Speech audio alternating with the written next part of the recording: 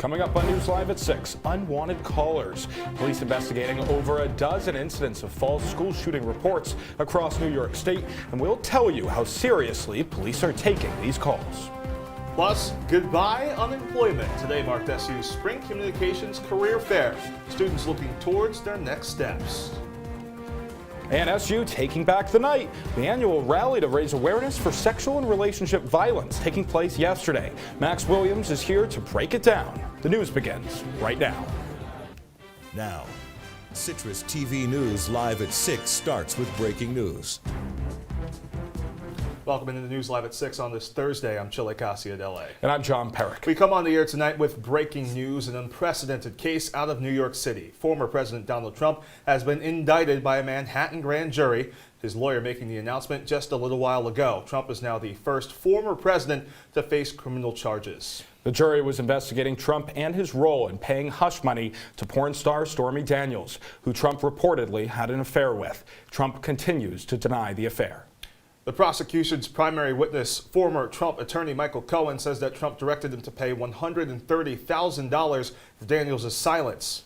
Internal records from the Trump Organization falsely identified Trump's reimbursements as legal expenses. An indictment announcement is expected in the coming days. CitrusTV will keep you updated on this developing story.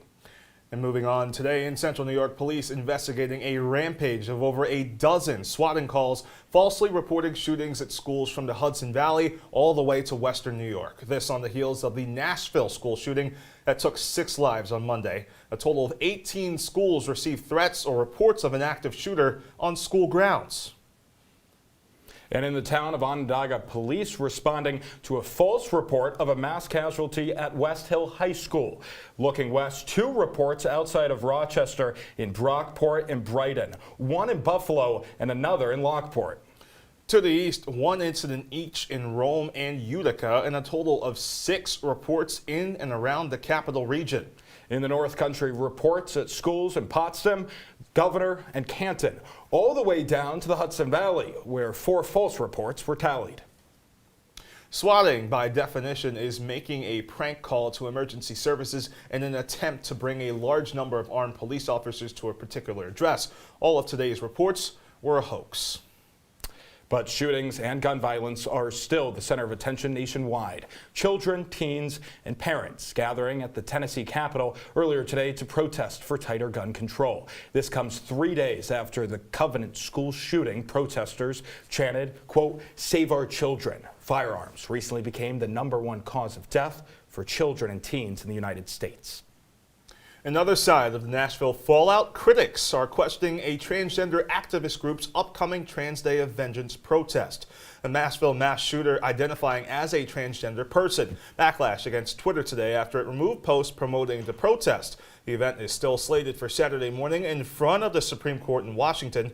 The Trans Radio Activist Network is denying any connection between the mass shooting and Trans Day of Vengeance.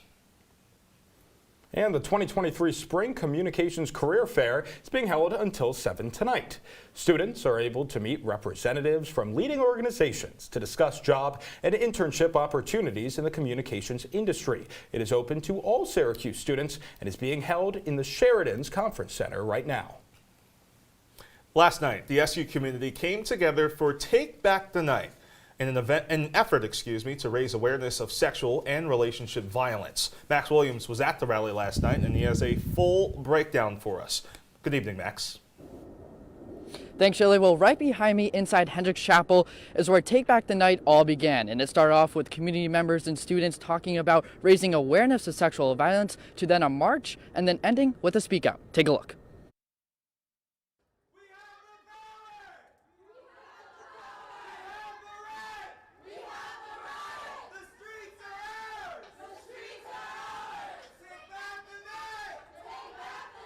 Syracuse community fighting for change.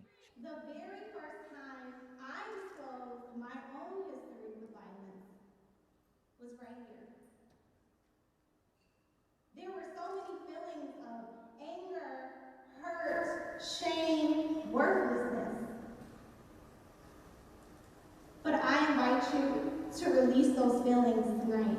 Last night, Syracuse University hosted their annual Take Back the Night event. a movement aimed at spreading awareness of sexual violence. Daniela Puente, the planning chair committee for Take Back the Night, says why this event is so important to the Syracuse University community. Making sure that we feel safe in the environments that we're growing and learning is so crucial to our health from a public health perspective.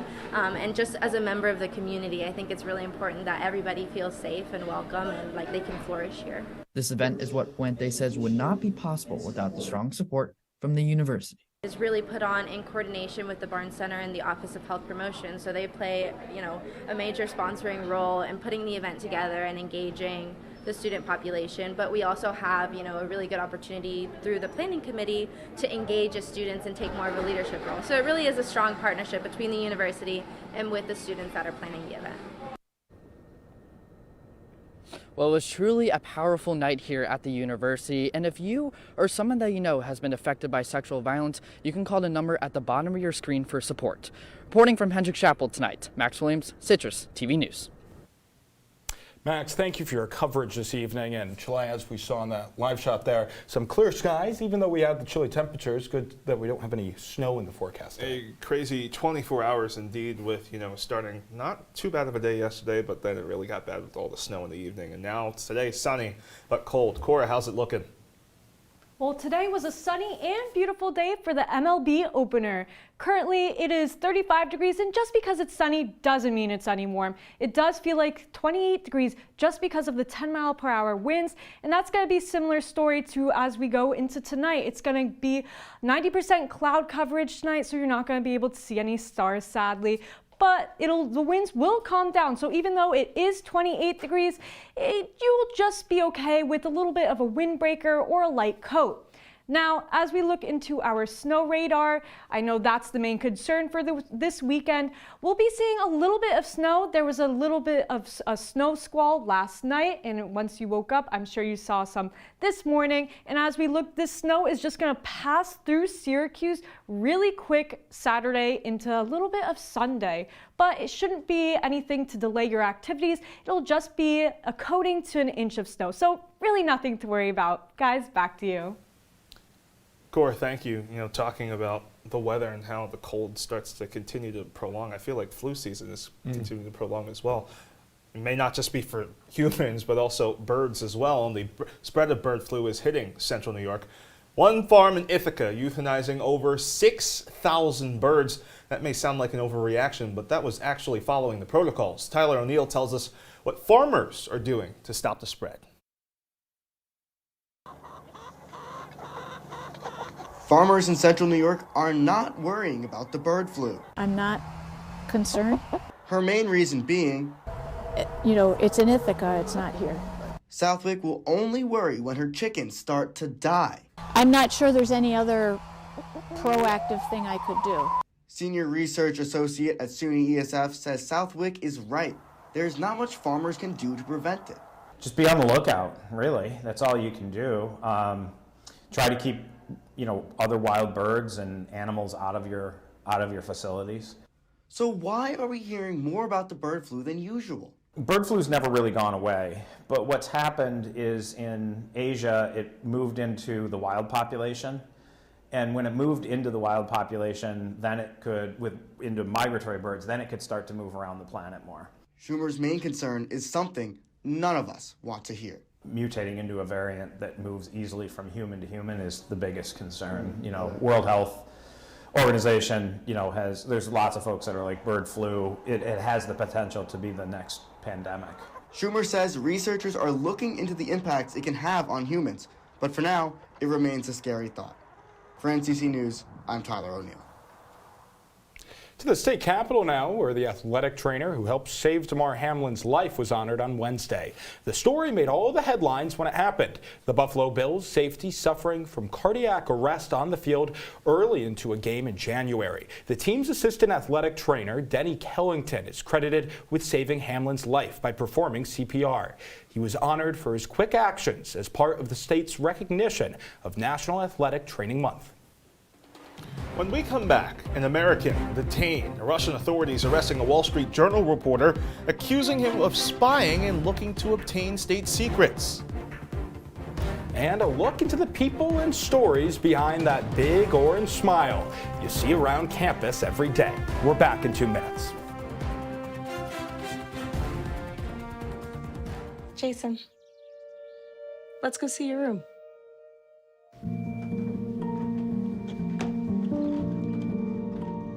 What do you think? We kept it a little spare, so you can decorate it how you like.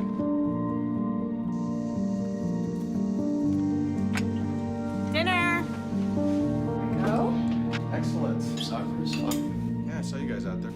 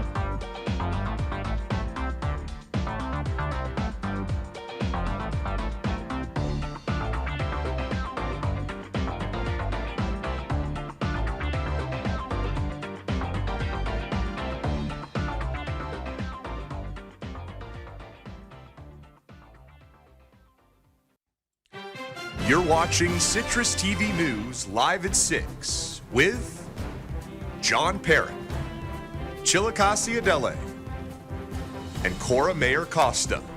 Now, your campus news leader continues.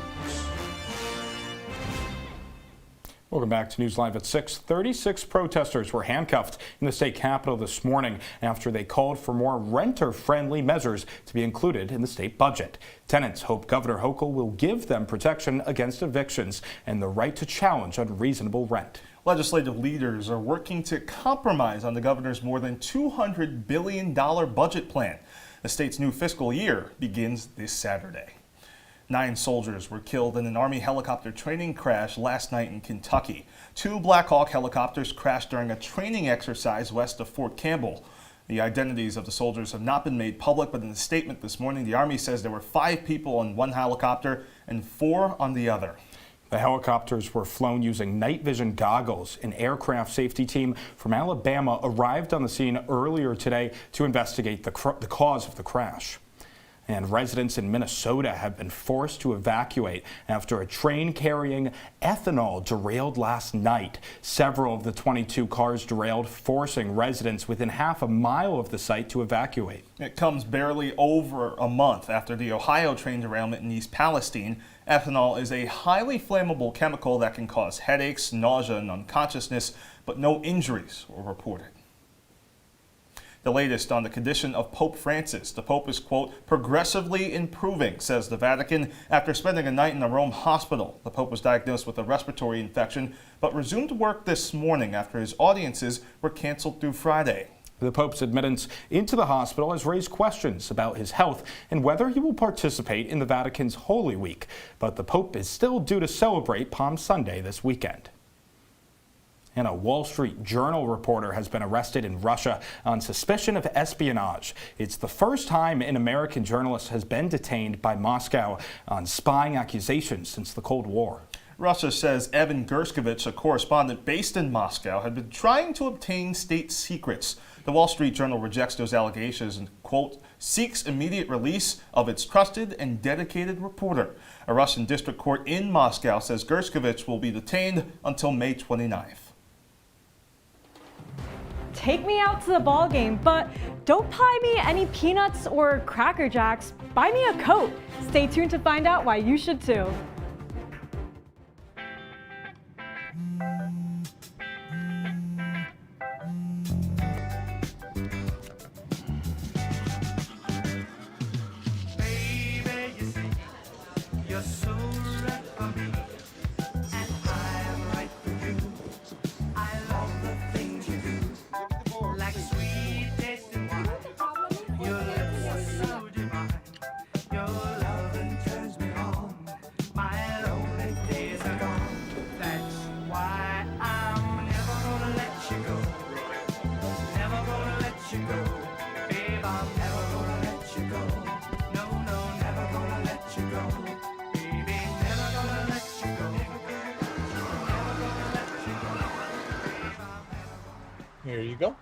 Thank you. Thank you.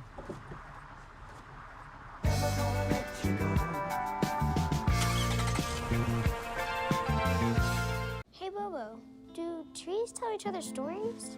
I'm sorry. I'm afraid I don't know that. Hey, why don't we go find out? Listen. Do clouds take naps? I couldn't tell you. Dad, do stars visit their friends? Look.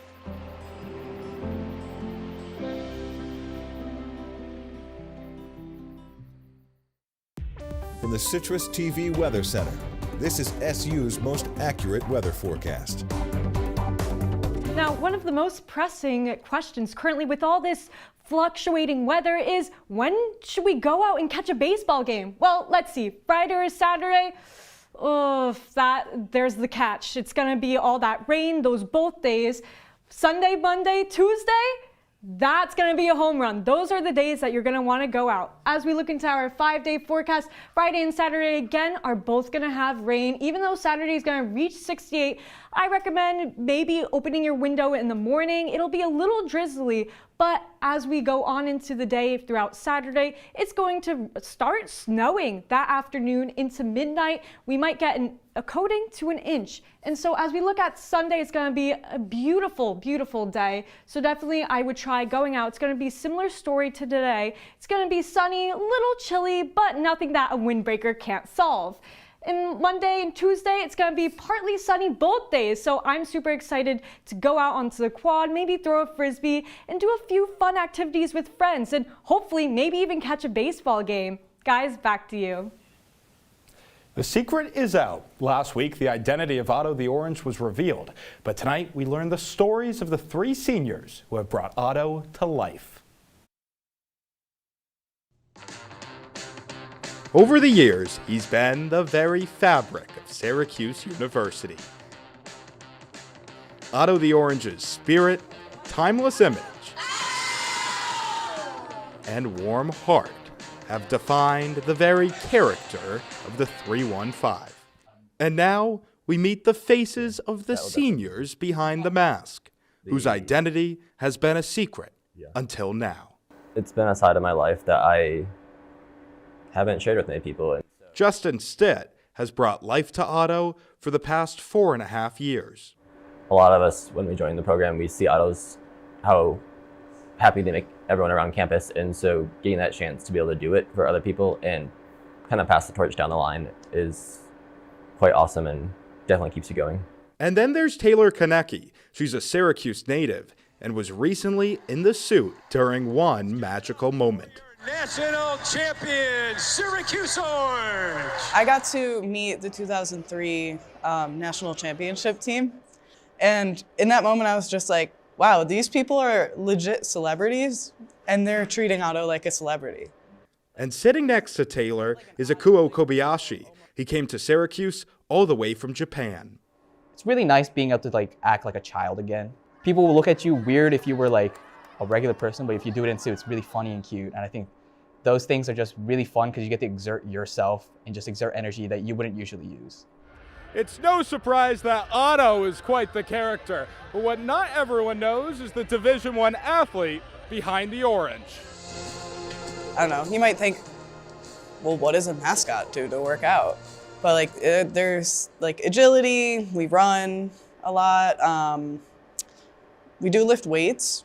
I think the biggest difference between any other sport and being Otto is that you can't really show that you're tired. You can't get on your knees and take a break. You can't take a deep breath that often. You would have to be energetic while holding your breath and then sprinting around. Otto is just a busy orange. Julie Wallace is Otto's coach. A lot of it involves recruiting and training a team, just like any other coach might do, building team dynamics. And take a look at her office. Hi, this is Julie. She's quite proud of her job, which makes saying goodbye to these seniors very emotional. They've been putting years and hours into this, and in some ways they get a lot of recognition because people are so thrilled that Otto is there, but in other ways they don't get any recognition because no one knows it's them. But on Friday morning, that changed. On Syracuse University's birthday, Happy birthday, dear Otto. They took to Instagram for the big reveal. Once you're an Otto, you're always an Otto. As I said earlier, it's going to be bittersweet. It's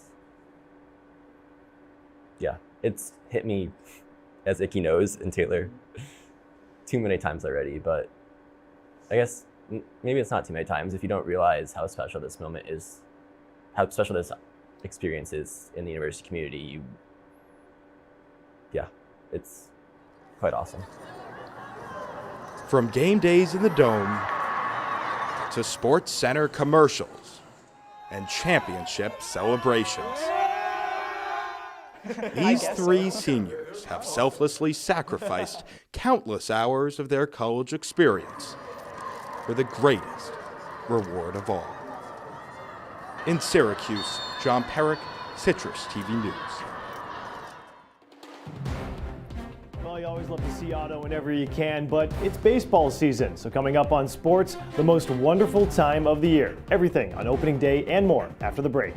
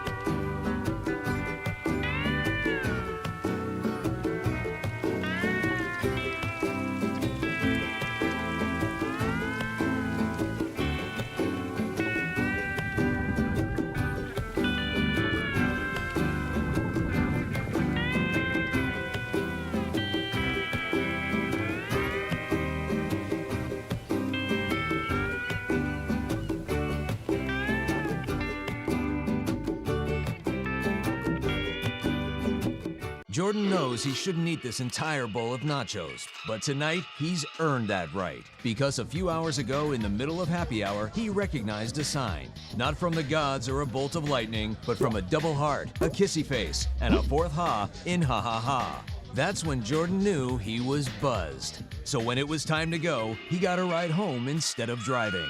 Be a legend like Jordan. Recognize your buzzed warning signs and get a ride home. Buzz driving is drunk driving.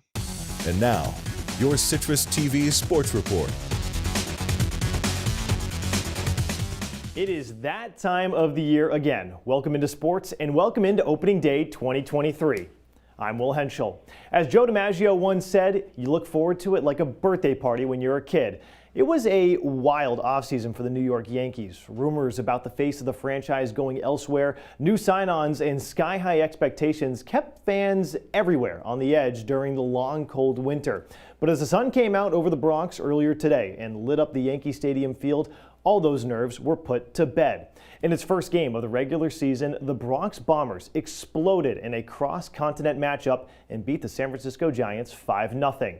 It all started with the man of the hour, Aaron Judge, the new captain, with an opening at-bat solo shot home run to put the Yanks on the board first.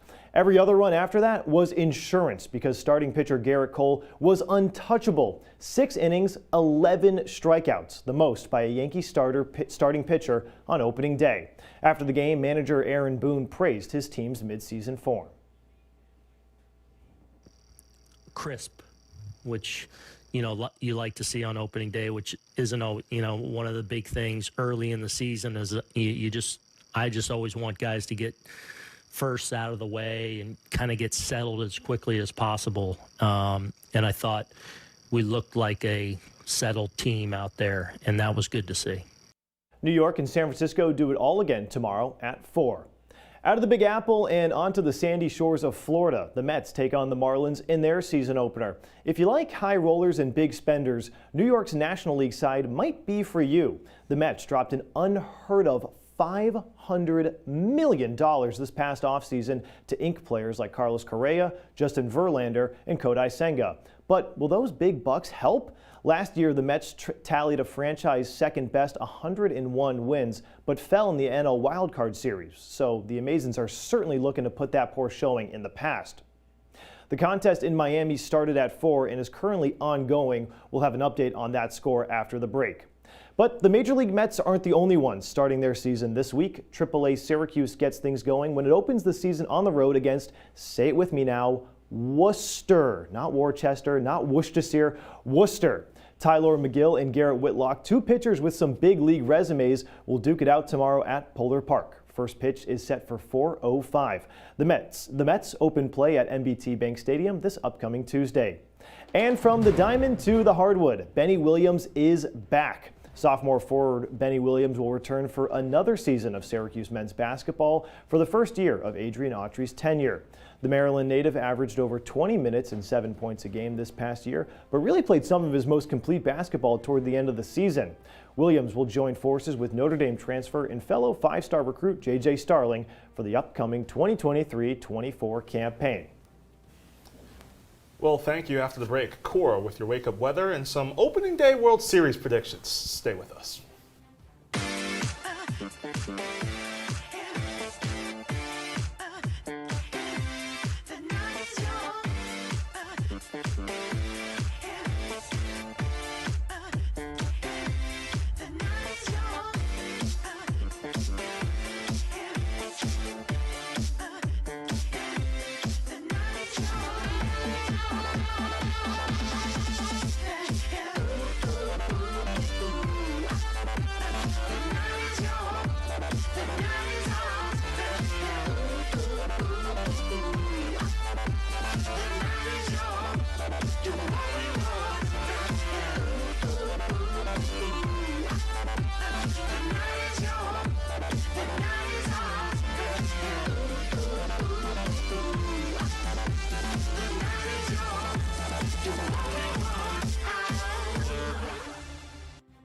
Here's to the straggly ones, the first ones.